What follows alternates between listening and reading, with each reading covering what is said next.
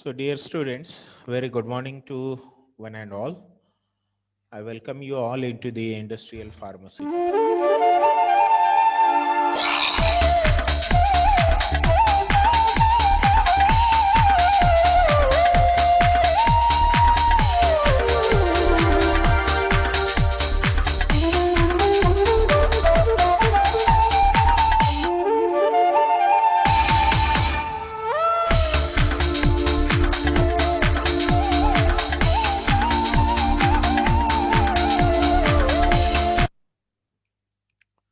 So, dear students, we are on to the quality management systems.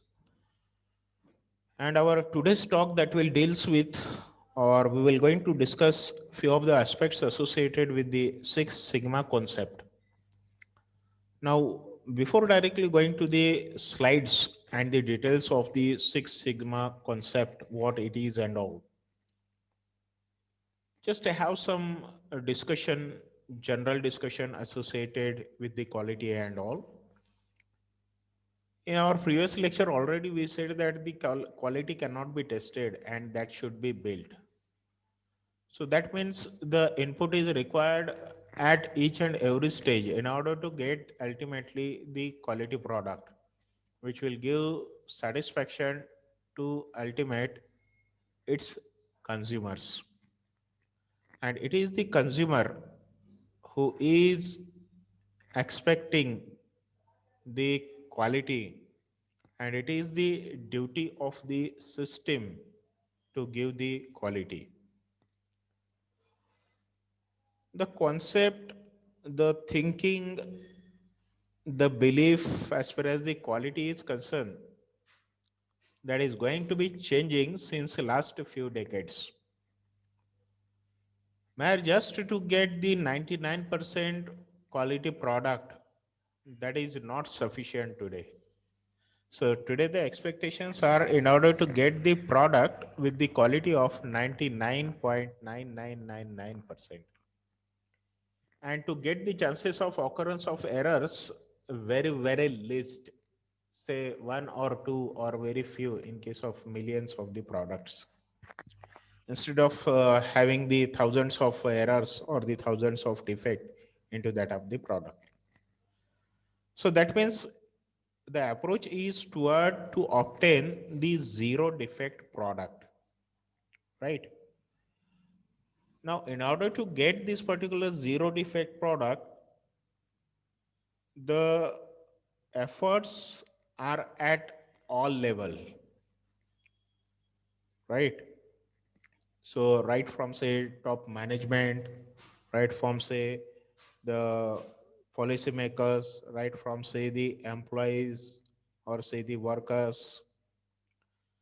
If we talk about the pharmaceutical company, if there is a particular product which is going to be failing, that means somewhere there is compromisation with that of the quality. That might be in the manufacturing system, that might be in the industry system, that might be in the raw material, that might be in the excipient, that might be in the substitute. Not only the industrialist may be responsible for this, but ultimately the colleges may be responsible, ultimately the teachers may be responsible, ultimately the students may be responsible to this. So this is because why when it has been told to do something in accordance with that, the student, they are not doing in accordance to that and they are doing some kinds of manipulation, and the process that will begin from here. So in order to ultimately get the quality product, just understand what is the significance of giving input from your side at your student level. So ultimately the failure of a pharmaceutical product, so that is the failure of the whole system. So that means the quality need to be maintained at all level, at all stages in order to obtain the quality product. So that's why it has been hypothesized, or it has been, the philosophy has been made in such a way that the quality cannot be tested but the quality should be built. The quality should be built right from A up to Z, right from its beginning till its end. Now, as far as the sigma concept is concerned, so the concept that will approached or the concept is oriented toward achieving the zero defect product or to obtaining the quality of 99.999% purity. Now, what does it mean? Let us say, for example, if we are implementing the sigma, that means Six Sigma, that means we are going to be defining, we are going to be analyzing, we are going to be controlling the different parameters. Let's say, for example, if there is a particular product, like say the tablet, which we want to prepare, and the tablet will claims that there is a presence of 100 milligram of the content. And there is a variance that is the observational, that are the experimental differences. Now these experimental differences are there, that's why the range has been given as per as the acceptance criteria is concerned. So let us say, for example, if 100 milligram, that is ideal requirement. Now out of these 100 milligram, we cannot obtain only 100, but chances are there that we may get the lower specified limit and the upper specified limit. So let us say, for example, the 5% will be the deviation, and that's why, or therefore, the lower specification limit, that will be 95, and the upper specification limit, that is the 105. So we should obtain the result between 95 to 105 milligram, then and then only we can say that we are getting the quality, or that is meeting to that of the acceptable criteria or the acceptable quality. But what the Six Sigma concept will says that it is toward the upper specified limit from that of the average. So the average is 100, and the range of working in order to obtain the quality, that should not be between the 95 to 105, but that should be between 100 to 105. You got my point? So that means it is toward the upper side, it is toward the higher side of getting the quality. And if we are going to be implementing the sigma, there are different levels of the sigma, say 1 sigma, 2 sigma, 3 sigma, 4 sigma, 5 sigma, and 6 sigma. And if we will compare these with the 1 sigma with that of the 6 sigma, in case of 1 sigma, the chances of getting error are 1,000, but in case of the 6 sigma, the chances of getting the errors are either 1 or 2 or very, very few. So that is what is this particular Six Sigma concept is there. And if we are going to be producing a particular tablet, and then we have to go for analysis, like say the fishbone diagram. So in case of fishbone diagram, we have to write the tablet into the right hand side of the specified, say 100 milligram. And if we are not obtaining this 100 milligram, then we have to go for analyzing the different processes. Where might be the problem? Is it in case of weighing? Is it in case of granulation? Is it in case of blending, mixing, drying? At which particular stage? And which particular problem, or at which particular stage the processes are responsible for not obtaining the 100 milligram or above that of the 100 milligram? That process has to be identified, and which is the critical parameter not to obtain the quality, right? So that is what is the general discussion in order to understand this particular topic is concerned. Again, it is very difficult to get it cover at this particular UG level as far as what the Six Sigma concept is there, because the topic itself is a very, very vast. Just we need to understand what it is and what it will covers. That is what is the thing. So with this, let's move to the slides. And again, let's go through the different quality gurus, like say the Deming, Juran, Taguchi. So what they used to say that failure of management to plan for the future and to foresee problems has brought about waste of manpower, material, and machine time, all of which rise the manufacturer's cost and the price that the purchaser must pay. So if the management that is not doing proper planning in order to obtain the quality, so ultimately it is the waste, everything that will goes into when the efforts of manpower, the materials, the machine, and which will ultimately increasing the manufacturer's cost. When the manufacturing cost is considered is increased, ultimately it will increase the price of the product, and for which ultimately these are the customers who has to pay. So manufacturing processes performance, what it is a set of causes and conditions that repeatedly comes together to transform inputs into the outputs, right? So what inputs we are giving, based on that we are getting the output. So if there is a failure of a particular system, that means somewhere there is a negligence, somewhere there is a compromisation, someone is not doing his or her duties or giving input 100%, or there might be some irresponsible behavior which ultimately leads not to getting the quality. So the input might be in the form of information, materials, and the output that might be in the form of the products or the process or the information. Quality characteristics of the outcomes are the indicators of the performances, and that will vary over time and location, and analysis of this variation is generally a basis for the action. So this is what is say the Six Sigma. Uh, what particularly the particular slide want to say is that, so this is say associated with the Three Sigma, and this is associated with the Six Sigma. Before Three Sigma and the after Six Sigma, you have to see the difference. The variation that had been reduced, when the variation that had been reduced, that means the range of occurrence of errors that had been reduced.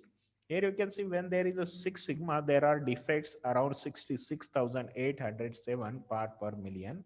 But when we are going to be implementing the Six Sigma, as the variance had been reduced, so there the defects of uh, chances of defect this also has been reduced. So this will ultimately reflect the customer satisfaction. Here the customers are less satisfied, but after implementing Six Sigma, the customers are more satisfied. So for this, what is required? There is a continuous improvement. By reducing the variability, we are going to be reducing the variability. We will improve the processes. We will improve the customer satisfaction.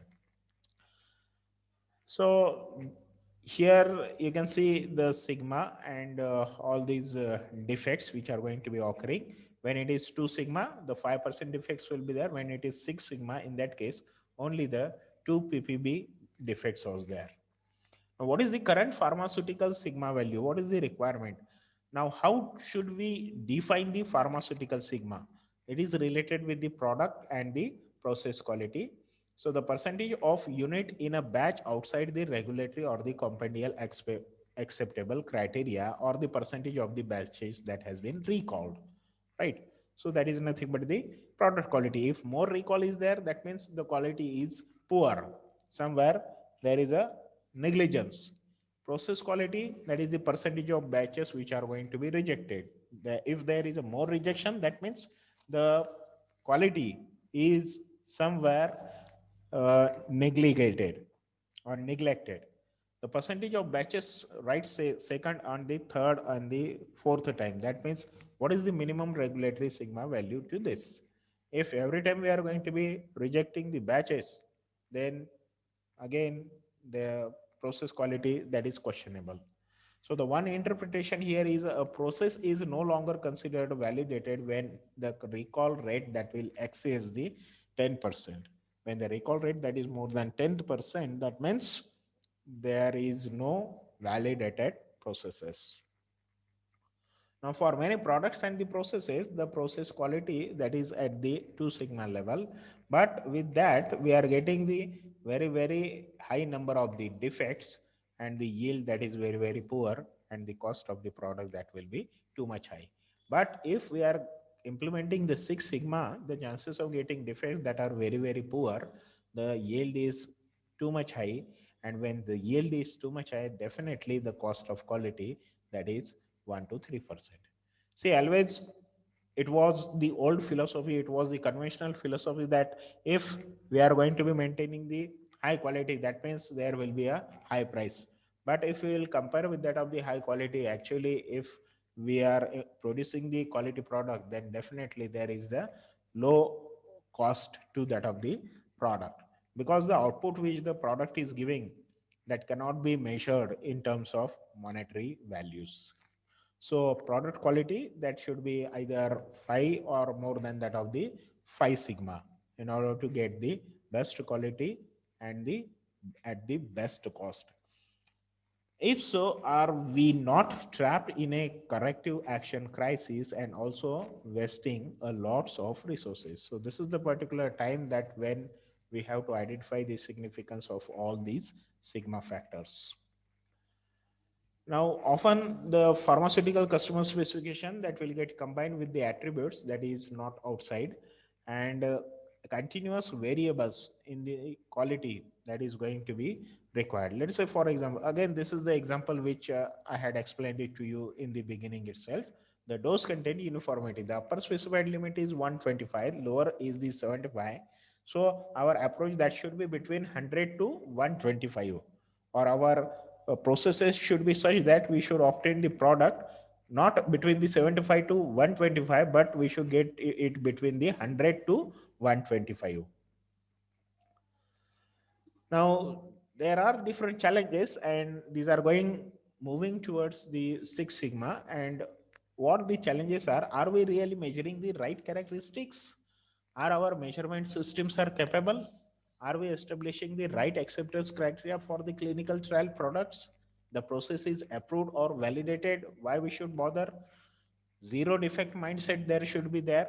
And the better not to know the sigma, reducing. So yes, this is what is important. Say, even though if this will says that you are getting the quality product, but if your approach is toward the zero defect mindset, not at all we want the any kind of defect, then we need not to worry about these sigmas and all.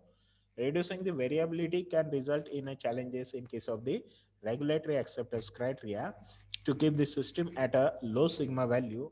How else would you know if your quality system is working? So for some product we may already be at 6 sigma, but we may not be able to prove it. So the key concepts in case of the Six Sigma, these are critical to quality. That is the attributes which are most important to the customer. The defects failing to deliver what the customer that wants. Process capability, what your processes they can deliver. Variation, what the customer sees and feels. Stable operations, ensuring consistent, predictable processes to improve what the customer sees and feels. Define for the Six Sigma, that is DFSS, designing to meet the customer needs and the process capability. So there are the steps necessary in order to have the continuous improvement in the journey of the 21st century as far as the pharmaceutical sector is concerned. So there is a need to concentrate onto the DFSS, which will focuses, that is the design for the Six Sigma. It will focuses onto the research, design and the development, and the classical Six Sigma that will focuses only on to the production processes. So here you can see the particular flow chart. We have to start and we have to go for asking the question that does the product or the service that currently exist? If it is yes, it's okay. We have to go for application of the Six Sigma in the form of defining, measuring, analyzing, improving, and controlling. After improvement, if it is improved sufficient in the yield, what should be the cost to company to that one? That should be identified. If it is yes, then there is control, and if it is no, then it has to identify, it has to design, optimize, and the validate. So this is what is the concept of the Six Sigma. Now, the goal and the characteristic of the pharmaceutical quality decision system, the quality of a drug, that is only the goal. So, what we want the quality. The quality of a drug substance and drug product is determined by their design development in the process control, GMP control, process validation, and by specifications applied to them throughout the development and the manufacturer. So all these are the characteristics in case of the life cycle of a particular product. Now the steps necessary are to ask the right questions. Begin with end in mind, that is intended use. Then the system based, that is connecting the key disciplines and regulatory submission sections. Then the facilitate the structured product development process, yet not dictate a specific process. The leverages, that is the pre-approval changes and the bridging studies, the cumulative and the support use of the prior knowledge and the scientific hypothesis. All that is important. So again, this particular diagram that will says that what particular standards are there, what is control remit and what is the alert remit. So which can be compared with that of the knowledge space, which can be compared with that of the design space, and which can be compared with that of the actual working space. So working space that will require the design, and the design that will require the, or that will be the part of the knowledge space. So there is no room for the risk-based decisions. Now, how good is enough? Let's say, for example, the 99.9% is already very good. We used to say that, but that could not happen at a quality level of 99.9. That is, say, the 1000 ppm, right? So, in our everyday lives, we are going to be having the 4.6 sigma, right? So basically this will causes the, there is a study which will say that the 4000 wrong medical prescriptions that used to be generated every year, more than 3000 newborns they will accidentally falling from the hands of the nurses or the doctors every year. Too long or short landing at American airport, these are going to be happening at each year, and 400 letters per hour which never arrive at their destination. So these are the probability of occurring the errors, which is compared, which could be compared with that of the 99.9%, and this is also very good. But why don't we should think it of getting reducing all these instead of 4000? Why we should not go for thinking of getting, say, very least quantity, like say the 13 wrong drug prescription every year, per year?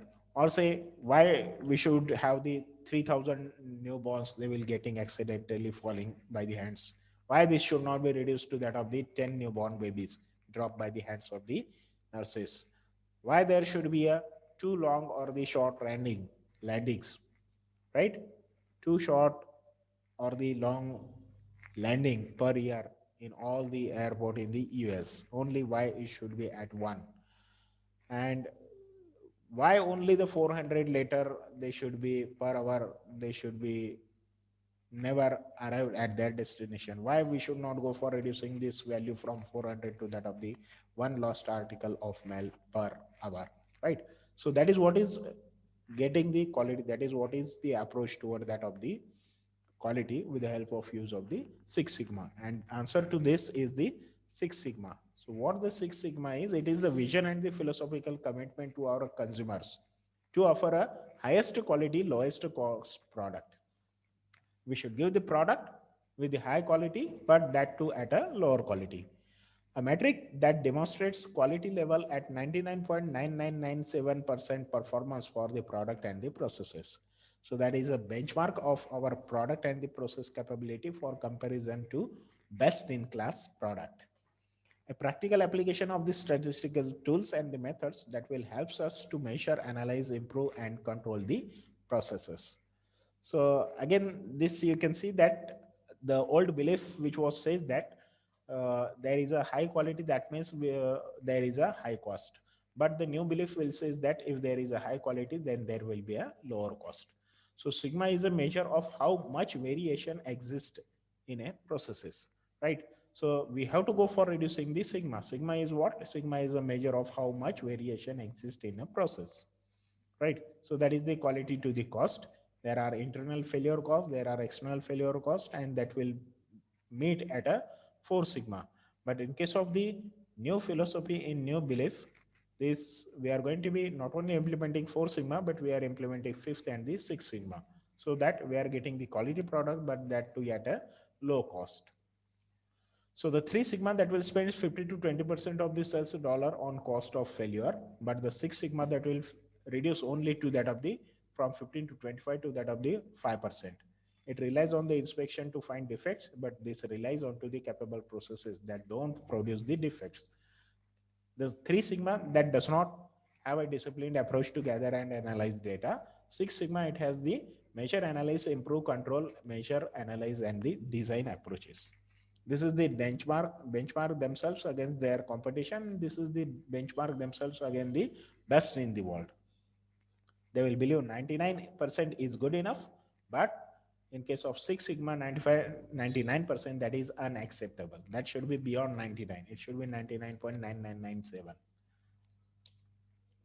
So focus that should be ultimately onto the end user. There may be customers, there may be consumers, but our interest is in case of the consumers and not the customers, because customers, they might be the stockists, they might be the handlers, but the ultimate users, these are the consumers.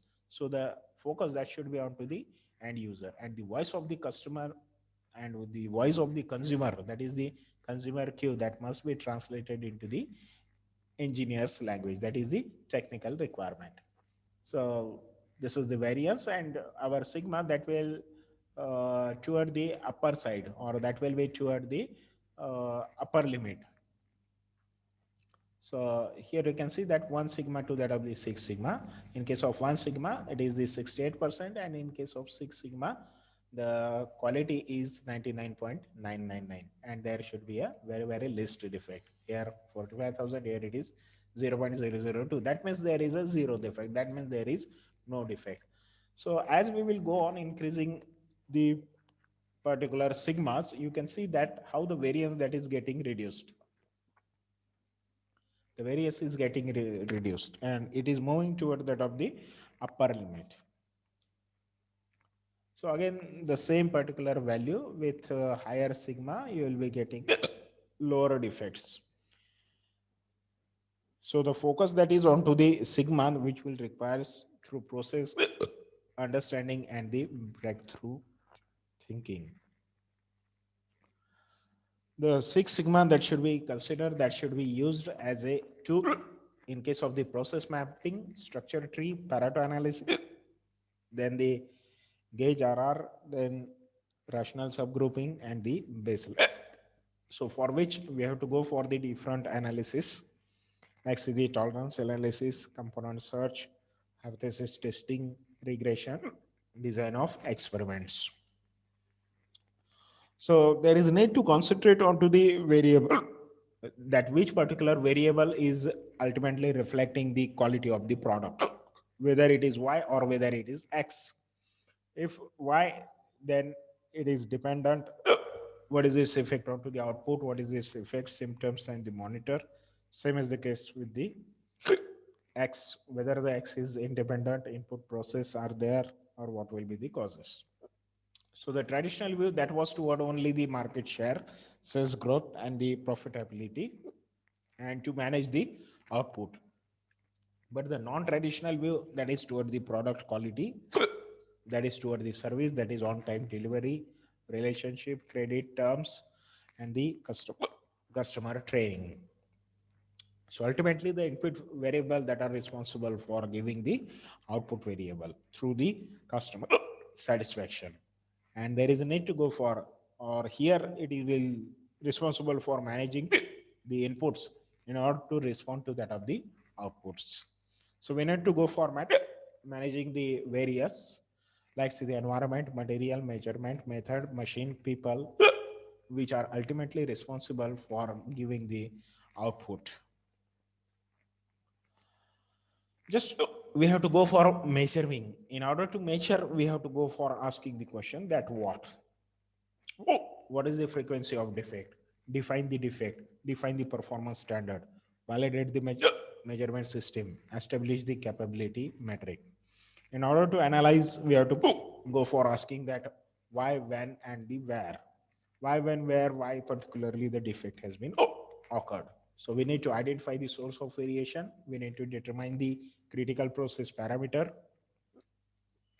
And we have to go for improving. In order to improve, we can think of how one can improve the processes, how one can improve the product. So for which we need to go for the screening of the potential cause. We have to go for discovering the relationship and establish the operating tolerances. Where the improvement that is effective, re-establish whether it is in the input, at which particular input, on which particular parameter, at which particular rate. Then there is a control. Why, how we should go for controlling in order to sustain or in order to leverage. How can we maintain the improvement? So that is just by implementing the process control mechanism, or by leverage project learnings, or by documenting the proceduralize. So with this, we have to stop here only.